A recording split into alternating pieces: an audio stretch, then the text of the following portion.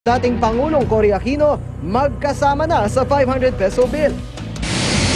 Matapos matalo sa first leg ng semifinal sa ASEAN Football Federation Suzuki Cup, Philippine Ascals nangakong babawi sa second leg ng semifinal sa Linggo.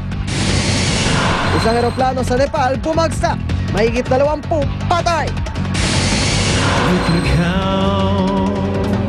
At Matthew Morrison, Ellen DeGeneres at Mariah Carey, ilan lamang sa mga mapapanood sa taunang Christmas in Washington TV special. Huwag pahuli, tutok na sa unang balita. Magandang umaga, narito na mga unang balita.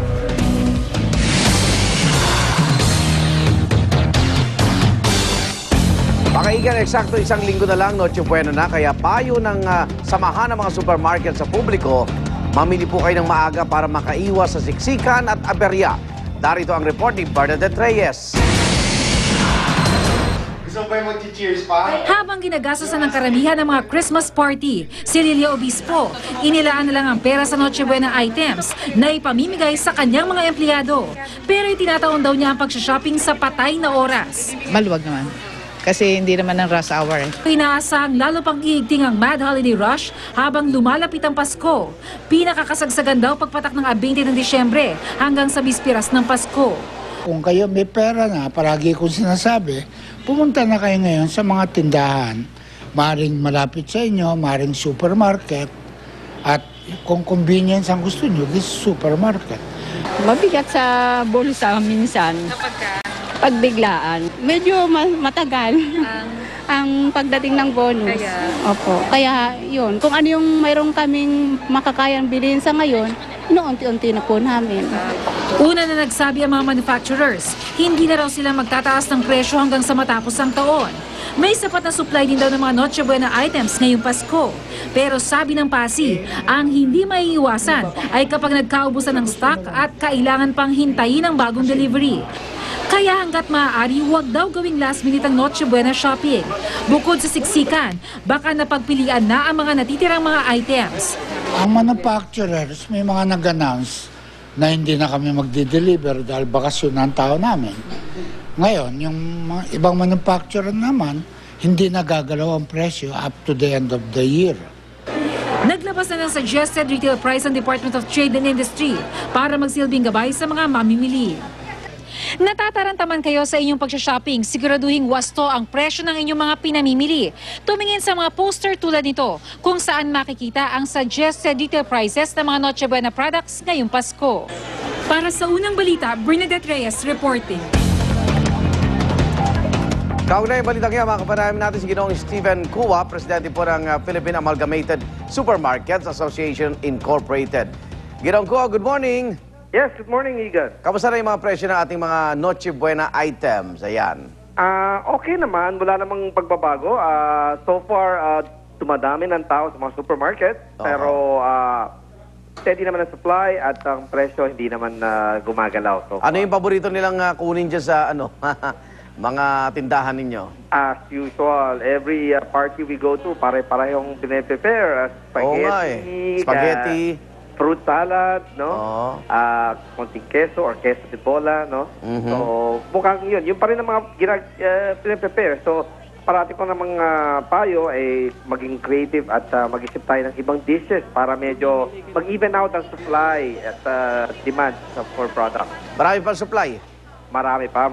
At nakakapag-deliver pa naman ng mga distributors and suppliers, pakonte-konte, kapag biglang kailangan, talagang naghahabol at nakakapag-deliver pa. Presyo po, stable? Stable. So walang inaasang pagtaas habang lumalapit tayo sa araw ng Pasko?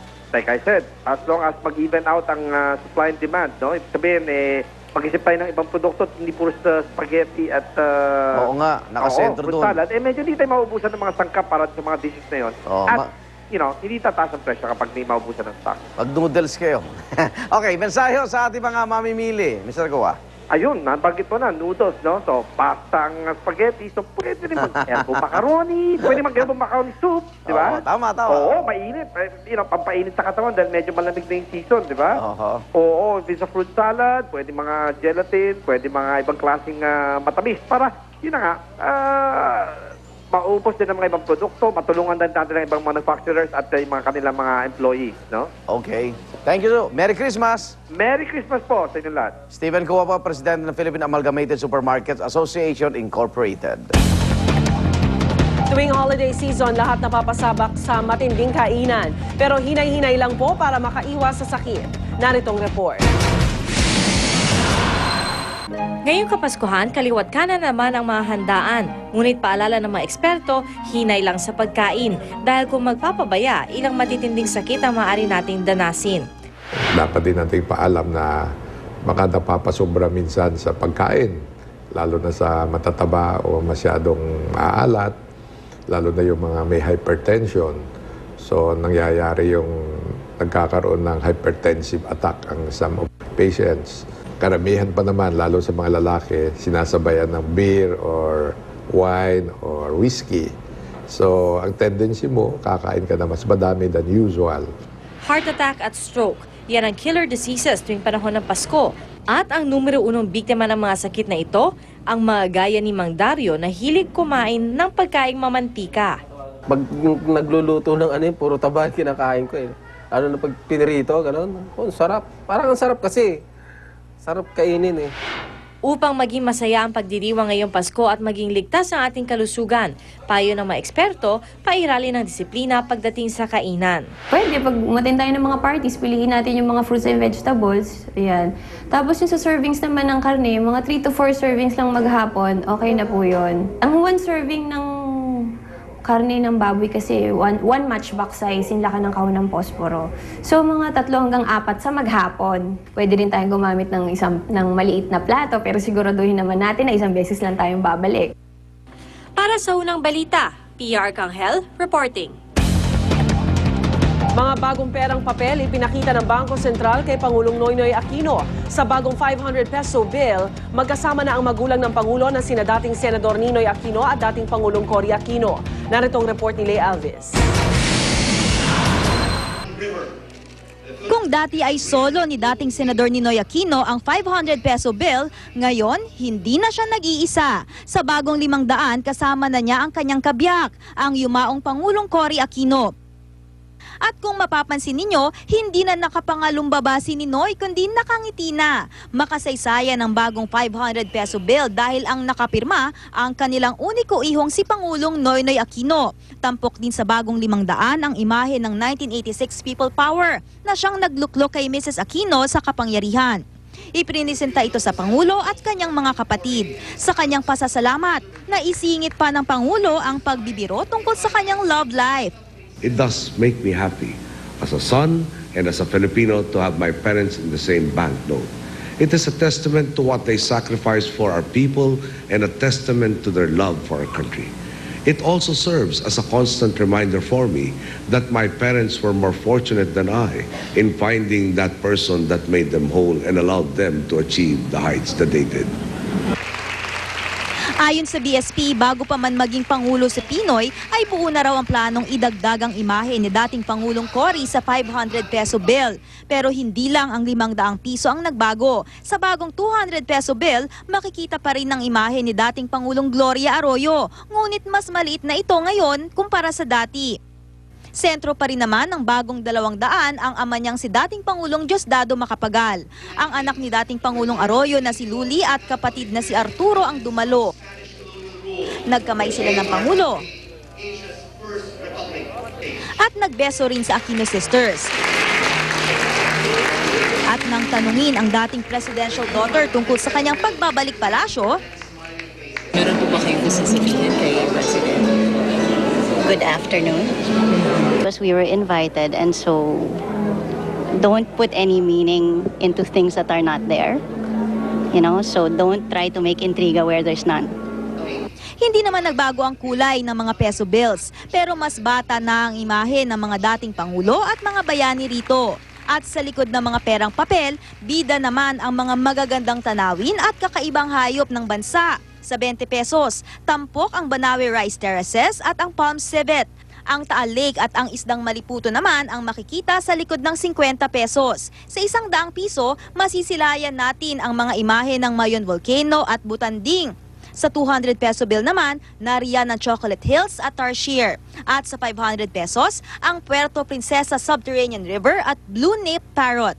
Dahil sa mas pinatinding security features, ayon sa BSP ay mas mahirap daw pekein ang mga bagong pera na ang serye ay pinangalanang The Currency of Hope and Change o pera ng pagbabago.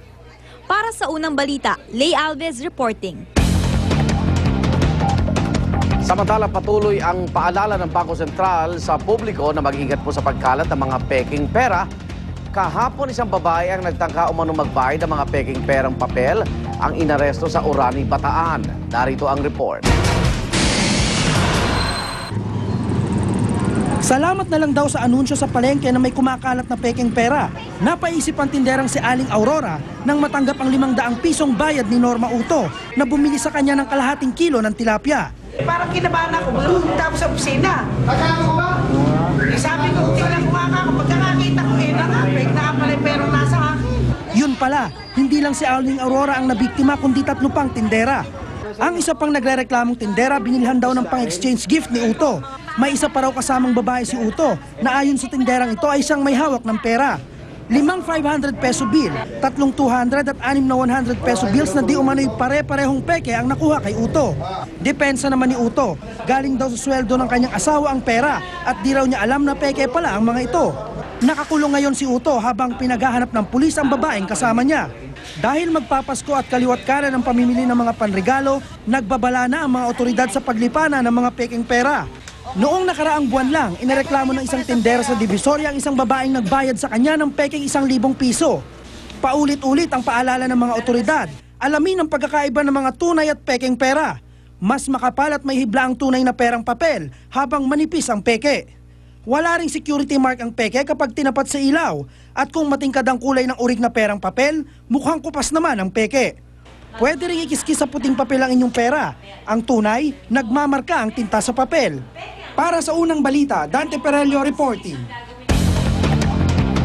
Sa ibang balita, bagong layang si Hubert Webb muling nakatapak sa shopping mall matapos ang mahigit